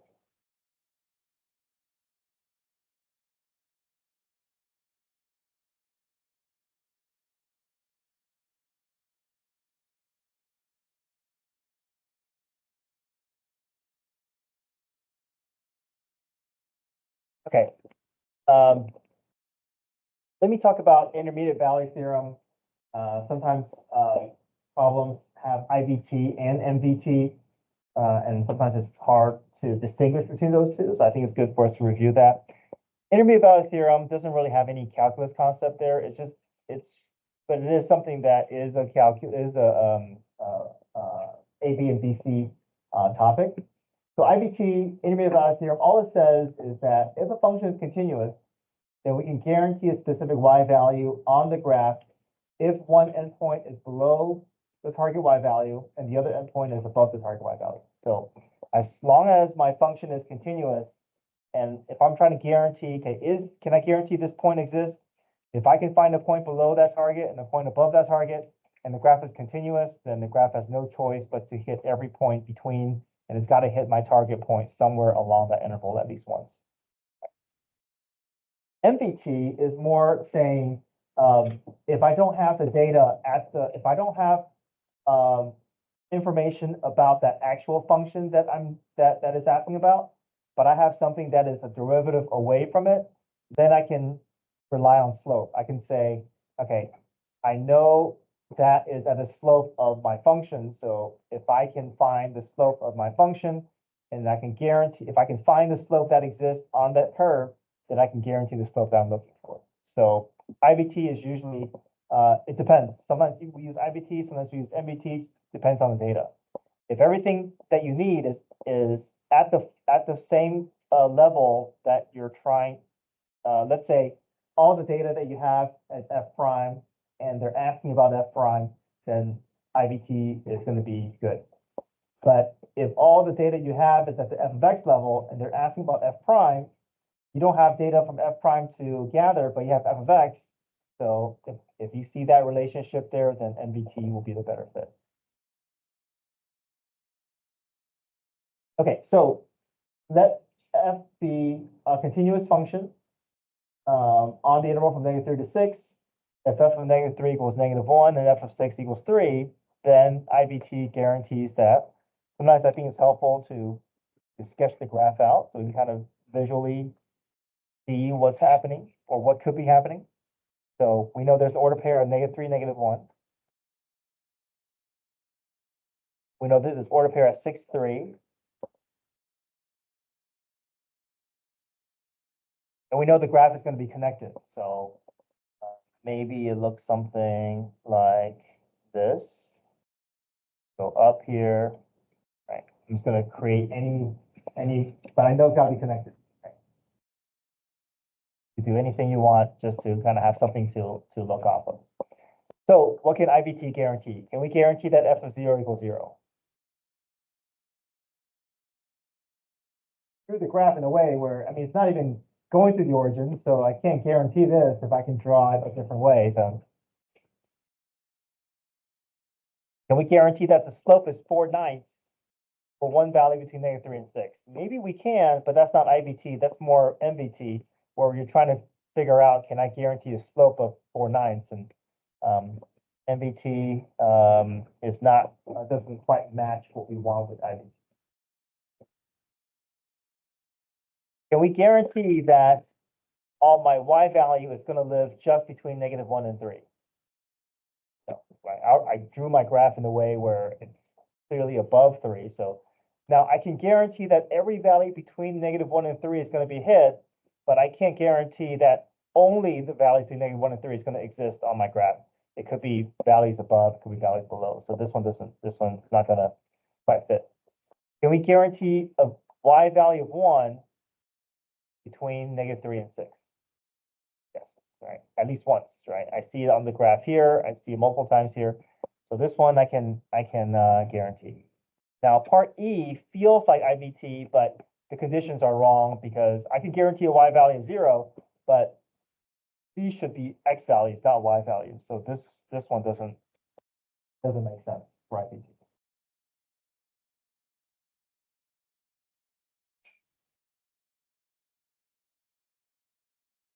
Okay, so for the next 5 or 6 minutes, see if we can make some progress in our packet, and I'll walk around, see if you guys have any questions. And I'll be checking pages 1 through 8, beginning of class on Monday.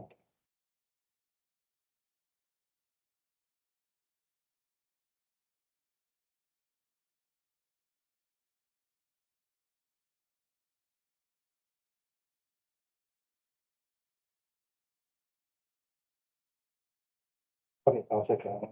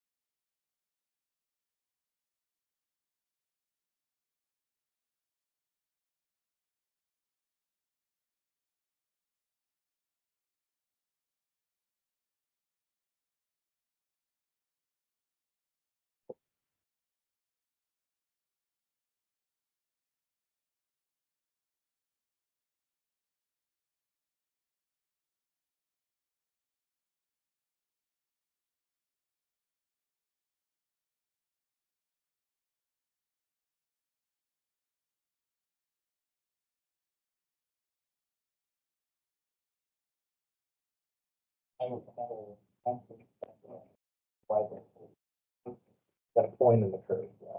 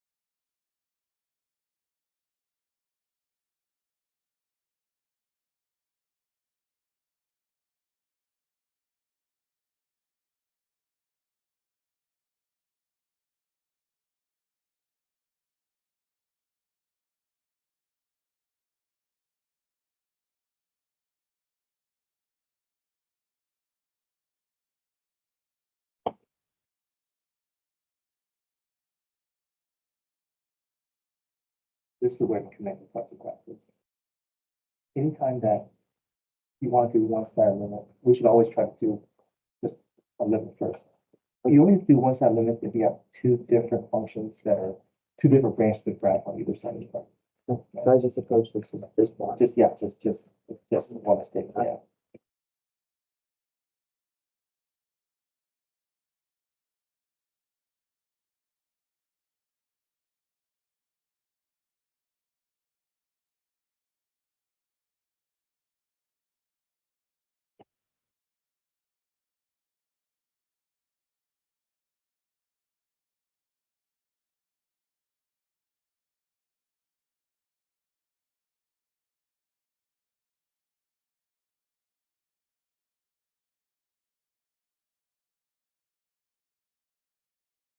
Okay, I'll send out a reminder, this weekend that I'll be checking pages 1 through 8.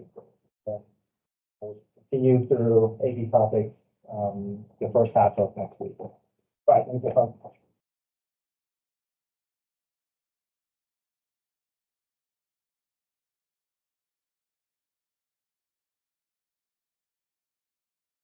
Okay, sure, great. Thank you.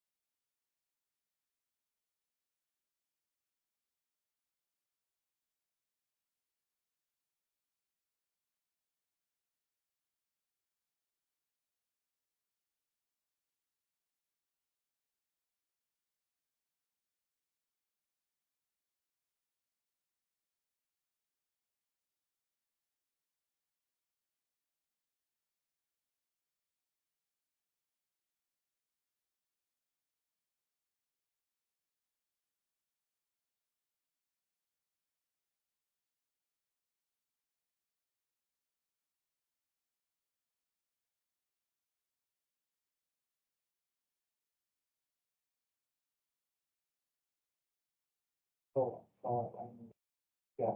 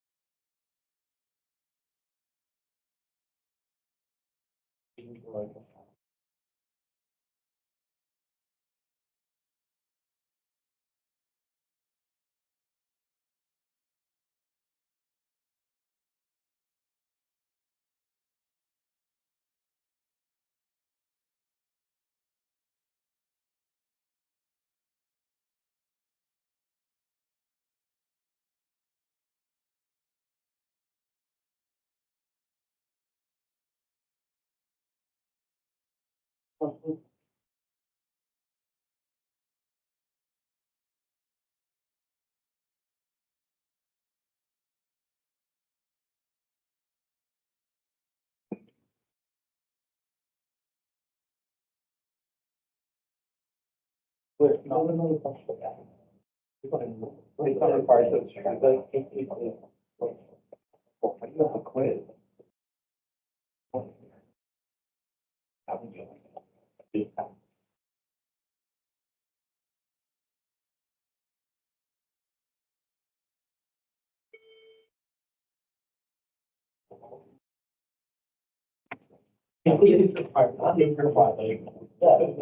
Everybody can have that. Yeah, bye, thank you.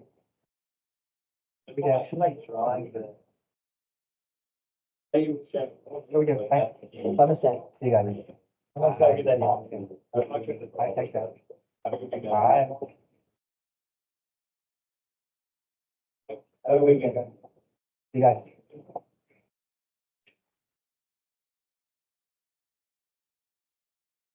Bye.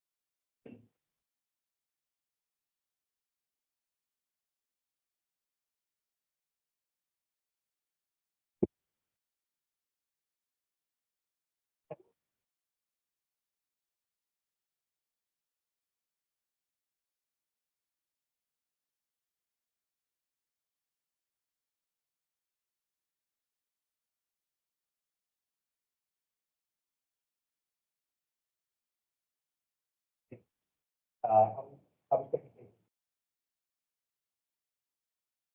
Keep it fast and fast. All right, good weekend.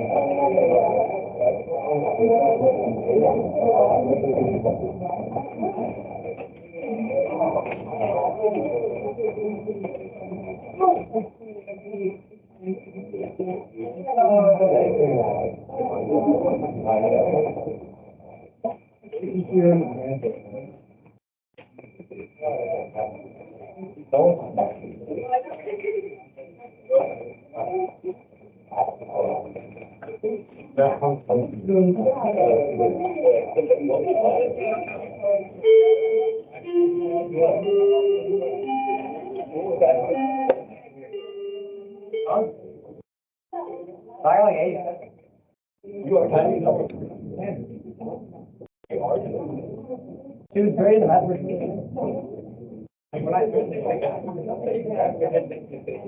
No, I was just go back in my head, but like, there was like one question that I didn't like, I knew the answer to, but I had to think about it. It's like, I read it like right before the test, but I couldn't remember what it said. I had no idea. Well, I got it.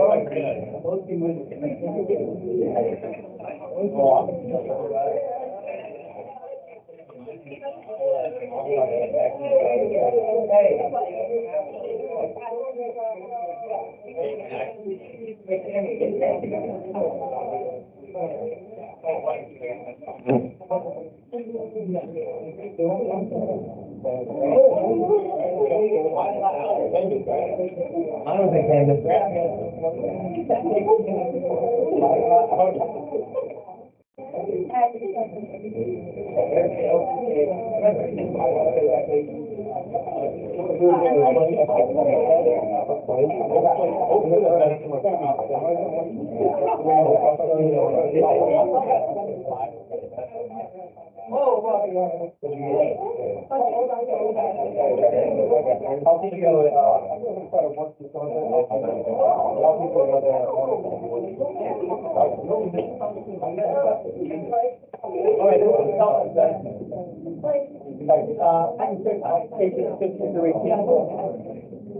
I got another case.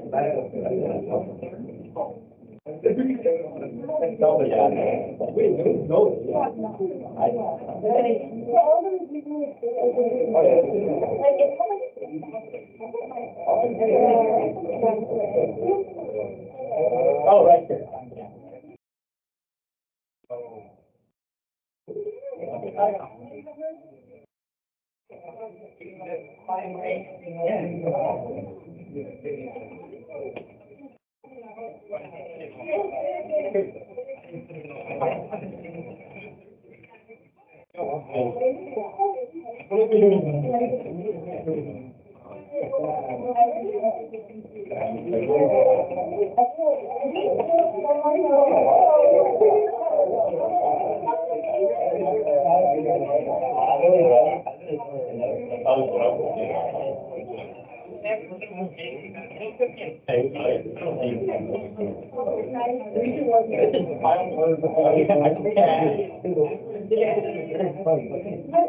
Oh, yeah, I like came in. I gotta do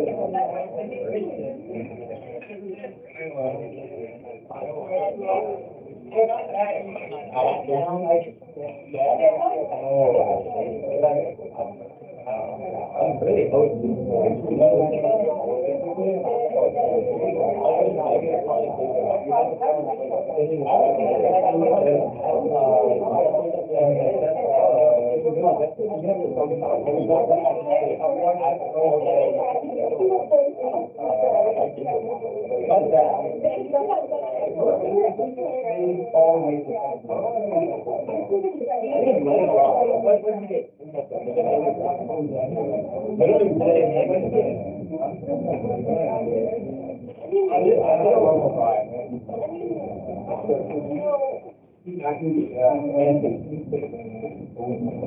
I did.